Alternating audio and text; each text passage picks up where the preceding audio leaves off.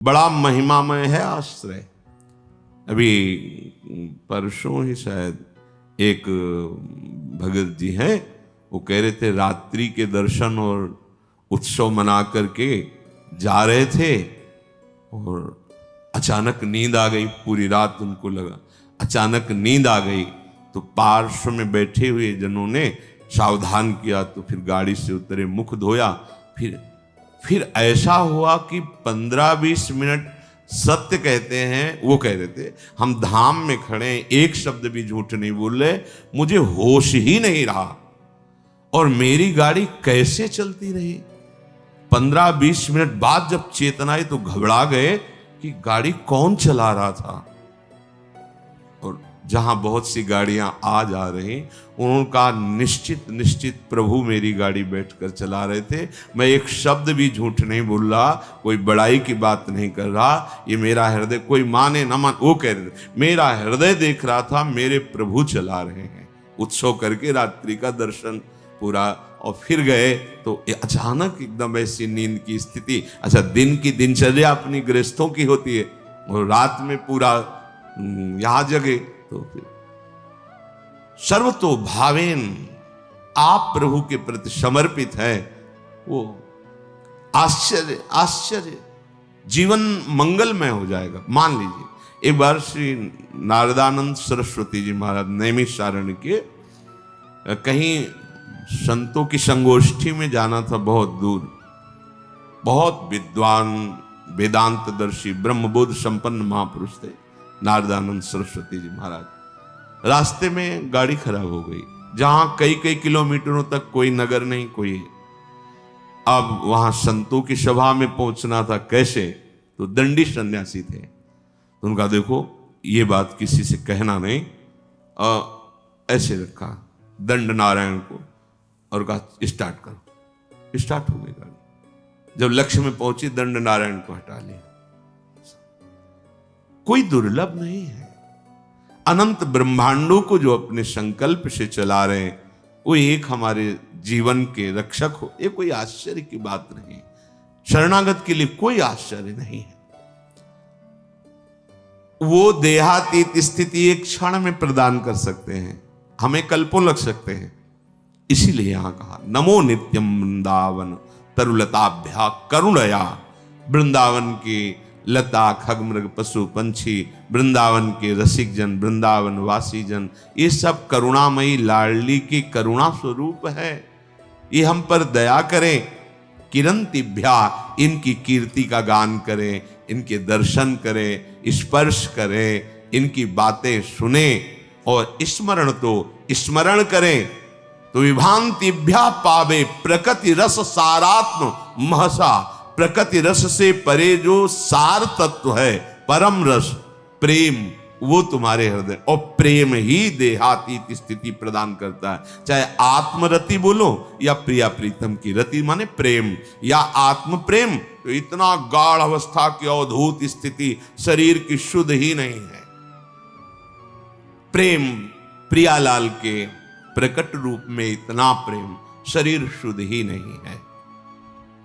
शरीर शुद्ध छूटना कोई कठिन बात नहीं है। एक उदाहरण में पूज्य भाई जी ने लिखा कि एक कोई वंदना कर रहे थे, तो उनका नियम होता है कि जिस समय उनका समय हुआ वो अपनी वंदना करते हैं अपने ईश्वर की। तो रुमाल बिछाई और वंदना कर रहे थे। तो कोई नवयुवती किसी अपने प्रीतम से मिलने के लिए जा रही थी, जहां नियति स्थान था। वो उसके ध्यान में भाव में भरी उसको लांग के चली गई। वो रास्ते में ही कर रहे थे। अब वो वंदना करके देखा कि वही स्त्री कुछ क्षण बाद लौट के आ रही। तब कहा क्यों, तुम्हें इतना ज्ञान नहीं कि मैं वंदना कर रहा था और तुम हमारे को लांग के चली गई? कब? बोले अभी थोड़ी देर पहले। आप वंदना कर रहे थे, किसकी? बोले अपने मालिक की, आराध्य देव की। हम तो एक नाशवान शरीर के राग में थी, तो इतने बड़े तुम हमें नहीं दिखाई दिए, लांग के चली गई, और तुम अनंत ब्रह्मांडों के मालिक की वंदना कर, तुम्हें पता चला कि मैं तुम्हें नांग के चली गई। क्या वंदना कर रहे थे तुम? हम तो एक नाशवान शरीर में आसक्त थी, उससे मिलने गई थी, तो तेरी शुद्ध नहीं रही, तेरे को नांग के चली गई, मुझे पता नहीं। लेकिन तू परम आराध्य देव की, परम प्रभु की आराधना कर रहा, तुझे पता चला मैं नांग के चली। कहां तेरी एकाग्रता थी, कहां तेरे को प्रेम है? ये बात देह शुद्ध भूलना कोई बड़ी बात नहीं, बड़ी बात है तन्मय हो जाना। हमारा राग एक जगह एकत्रित हो जाए, गलत जगह एकत्रित होगा, विनाशी जगह में एकत्रित होगा, तो परिणाम में गलत और विनाशी हाथ लगेगा। इसीलिए इस अमूल्य प्रेम को प्रभु के नाम रूप लीला धाम में समर्पित करना चाहिए। ये महिमा धाम की कृपा से प्रकट होती है। देहातीत अवस्था देखा गया है महापुरुषों के जीवन में। श्री भोलानाथ जी महाराज बहुत ही पढ़े लिखे, लौकिक विद्या के भी पारंगत विद्वान, मन में श्री प्रिया प्रीतम राधा कृष्ण के प्रति आकर्षण, जब सर्वस्व छोड़कर वृंदावन आए। देखो, निश्चय में बड़ी सामर्थ्य होती है। वृंदावन आकर उन्होंने निश्चय किया कि मेरे जीवन का लक्ष्य अब है श्यामा श्याम की प्राप्ति। बहुत धैर्यपूर्वक निश्चय करना चाहिए। उपासकों से जब एकांतिक वार्ता होती है किसी किसी उपासक से, तो जब वो प्राकृतिक आकर्षण में दुखी दिखाई देता है, तब लगता है कि कृपा के प्रवाह में परमार्थ में तो आ गया है, पर इसका निश्चय नहीं है।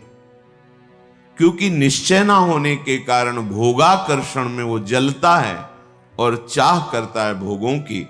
तो उसको लगता है कि ये लोग बड़े भाग्यवान हैं जिनके पास जिन भोगों की मैं चाह कर रहा हूं, उन भोगों को भोग रहे हैं। ये बड़ी ही निंदनीय बात हृदय में बैठती है। बड़ा जीवन जलनमय हो जाता है, क्योंकि परमार्थ का निश्चय नहीं, पथिक परमार्थ का, और भोगों के प्रति महत्व बुद्धि, सुख बुद्धि। इस स्थिति के साधक को चाहिए धैर्य पूर्वक सत्संग सुनकर विवेक के द्वारा ये निश्चय करे कि मेरा सौभाग्य कितना बड़ा, हमें धाम मिला, ना जानते हुए ना चाहते हुए परम मार्ग मिला। बिल्कुल कहीं ऐसी कोई साधना नहीं, पर प्रिया प्रीतम के प्रेम मार्ग के पथिक कहलाने का सौभाग्य मिला। संसार के प्रपंचों में महान क्लेशों में पिसते हैं जीव, प्रभु ने निकाल दिया। कोई जिम्मेवारी नहीं, एक ही जिम्मेवारी है, अपनी श्वासों को प्रभु के चरणों में अर्पित कर दो। समस्त प्रपंचों से रहित परम स्वतंत्र जीवन भगवत मार्ग का। पर आप समझ नहीं पा रहे। आपको लगता है कि इन भोगों को भोगने वाले बड़े भाग्यवान हैं, बड़े सुखी हैं। यही हमारी दुर्दशा है। हम अपने मार्ग को ना जानने के कारण भ्रमात्मक भोगों में सुख मानकर जलते रहते हैं। ऐसे साधक को जब माया अपना आकर्षण पैदा करती है तो फिसलने में देर नहीं लगती। इसलिए श्रीपाद, पहले आप निश्चय करो। वृंदावन आपको मिला, सत्संग मिला, तो निश्चय में कमजोरी क्यों है? ये आशा की फांसी क्यों बनाए हुए हैं कि अभी तो नहीं पर कभी? ये आशा श्री जी से मिलन की बनाओ। प्यारी जू प्यारे जू, आज तो नहीं पर कभी तो मिलेंगे ना। ये आशा नहीं है। आशा इस बात की है कि आज तो नहीं पर कभी अवसर लग जाए तो ये भोग मिल जाएंगे। अंदर देख लो, ये अंदर की बात है। आशा ही परमम दुखम, नैराश्यम परमम सुखम। इसे समझ नहीं पा रहे आप। दुख के लिए आप खुद रास्ता अंदर रखे हुए हैं। जगह रखे हुए हैं, आशा, भोगों की आशा। तुम आज निश्चय नहीं कर सकते कि हमारा मार्ग प्रिया प्रीतम की प्राप्ति का हमें सौभाग्य से मिल गया। कितने हो भाग्य। जहां श्रीपाद कह रहे हैं पुनंति ब्रह्म रुद्रादीन एषाम चरण रेणवः सर्वभावेन में सेव्य अस्ते वृंदावन वासिनः। भगवान रुद्र, शंकर, ब्रह्मा आदीन और भी बड़े बड़े महापुरुष एषाम चरण रेणवः, जिनकी चरण रज के लिए तपस्या करते हैं, प्रार्थना करते हैं, याचना करते हैं, जो रज शिव शनकादिक याचर सर्वभावेन में सेव्यास्ते वृंदावन वासिना। हमें सौभाग्य मिला कि सर्वतो भावेन, ना चाहते हुए भी हम रज में वास कर रहे हैं। कहां ऐसी चाह थी अखंड वृंदावन वासी बने, कहां चाह थी श्यामा श्याम के अनन्य उपासी बने। कृपा रूपी अनुग्रह रूपी वायु ने मुझे पहुंचा दिया। किस रज में रह रहे हैं? कह रहे पुनंति ब्रह्म रुद्रादीन एषाम चरण रेणवः, जो भगवान ब्रह्मा, भगवान महादेव, शनकादि को भी पावन करने की सामर्थ्य। पुनंति, पुनंति ब्रह्म रुद्रादीन, बड़े बड़े मां, वो हमें, हम जैसे अज्ञानी को, अनाधिकारी को, जहां भोगों की चाह है, ऐसी चाह ही नहीं है, वहां मुझे श्रीधाम वृंदावन वास मिला, रज सेवन करने का सौभाग्य मिला। हम प्यारी जू के हैं ऐसी ठसक से कहने का सौभाग्य मिला। फिर हमारे निश्चय में क्यों कमी है? हमारा निश्चय दृढ़ होना चाहिए। भोलानाथ जी ने निश्चय किया कि बस अब प्रिया प्रीतम की प्राप्ति करनी है। निश्चय में बड़ी जल्दी स्थिति आती है। ये जो हमारे अंदर भागवतिक आनंद का प्रादुर्भाव नहीं हो रहा, इसमें निश्चय की कमी है। नहीं चाहिए मुझे अब लोकांतर के भोग, पदवी, यश, प्रतिष्ठा। अब मुझे प्रिया प्रीतम चाहिए। अब छक के भजन करना है, रात दिन भजन करना। ऐसा निश्चय करो। देखो इस निश्चय में कितनी पवित्रता है, कितना बल है, कितनी दिव्यता है। भोलानाथ जी की दिनचर्या बन गई। चतुराशी जी का गान, चतुराशी जी का मनन, प्रिया प्रीतम के मंत्र नाम का रटन। धीरे धीरे इतनी उदासीनता बनी, किसी से मिलना जुलना, किसी के घर भिक्षा के लिए जाना, ये सब बंद कर दिया।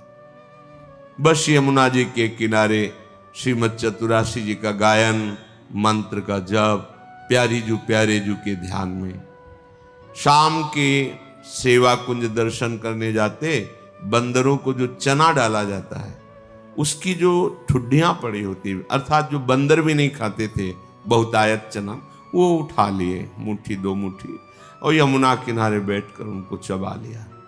रात दिन भजन। ऐसी स्थिति कि अब तो रहा नहीं गया, चिल्ला चिल्ला के रोते, हा स्वामिनी, हा लाडली। प्रेम की पीर उनके हृदय की वाणी जी में लिखी हुई। हा लाडली, हा प्रियाजू। ब्रजवासी जन सुनते तो प्रार्थना करते प्रियाजू से कि अगर हमारे कोई सुकृत है तो लाडली आप प्रसन्न हो जाओ, बाबा को दर्शन दे दो। इतनी विकलता, इतना रुदन।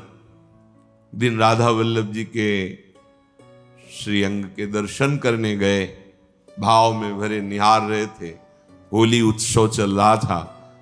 प्रियाजू के पार्षद बड़ी बड़ी पिचकारियों से रंग डाल रहे थे। अहो भाग्य होता है जिनके ऊपर रंग पड़ता है। संसार का रंग तो पड़ ही रहा है।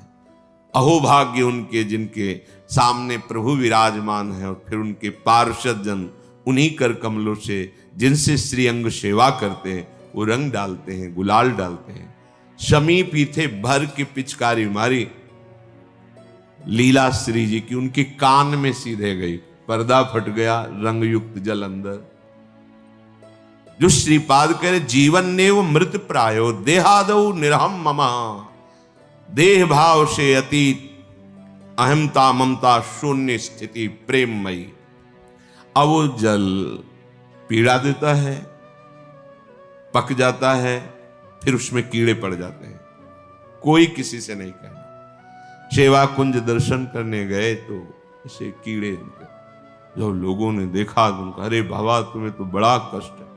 कुछ नहीं, श्री जी की लीला है ऐसा। नहीं, उस समय मथुरा जाना पड़े। बहुत जब प्रार्थना, राजी हो गए, ये भी श्री जी की लीला। रोग रूप से प्रभु आए हैं तो औषधि रूप से उनकी पूजा हो, ले गए। डॉक्टरों ने देखा, कहा इनका तो बड़ा ऑपरेशन होगा क्योंकि सड़न हो गई बहुत दिन से। उनके पास जो निज जन सेवा में बनकर गए थे, उन्होंने कहा आपके कान का ऑपरेशन होगा, आपको बेहोश करना पड़ेगा, ये ऐसे नहीं होगा। तो उनका नहीं, आप 30 मिनट पहले बता दीजिए आके, बेहोश की जरूरत। बोले बहुत कष्ट हो उसमें बेहोश कर, बोले आप बता दीजिए। तो लोगों ने डॉक्टरों से कहा कि स्थिति प्रज्ञ महापुरुष हैं, स्थिति प्राप्त महापुरुष हैं, ये जैसा कहते हैं वैसा ही करो। वो आए, उन्होंने कहा कि अब 30 मिनट बाद ऑपरेशन होगा। श्री हरिवंश राधा राधा गए।